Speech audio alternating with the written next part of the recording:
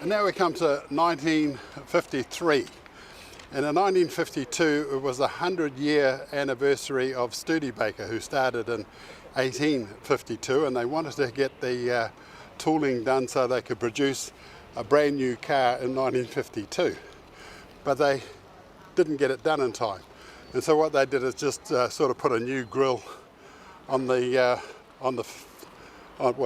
bomber model. And so from 1946 to 1952, that was the shape of the Studebaker. In 1953, this is the brand new shape, and you can see the cabin shape.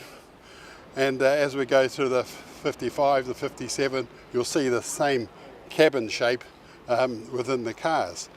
This is called a Landcruiser, which means it's the top of the range. Studebaker Commander Landcruiser, this is what this is called. And this is the only one in the southern hemisphere, which makes it quite rare.